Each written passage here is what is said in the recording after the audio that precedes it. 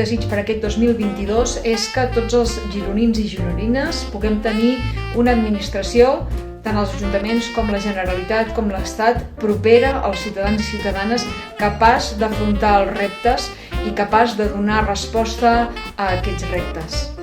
El meu desig pel 2022 seria que tots aprenguéssim a estimar una mica més els demés i que també aprenguéssim a estimar-nos a nosaltres. El meu desig pel 2022 és que no perdem l'esperança.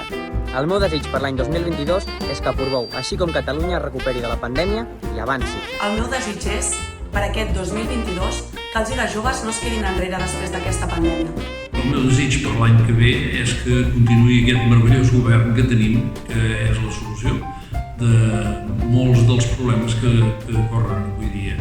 El meu desig pel 2022 és acabar amb l'assetjament escolar. Més eines tant per famílies com per escoles. Conscienciar a la societat que això no és un joc de nens. I, per suposat, salut per tothom.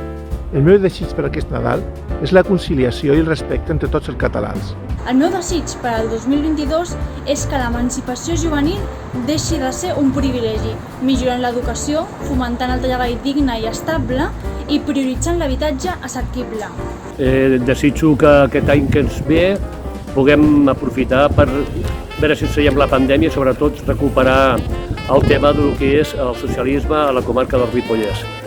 El meu desig de Nadal és que acceptem la pluralitat de la nostra societat i acceptem aquest valor com un factor de creixement col·lectiu.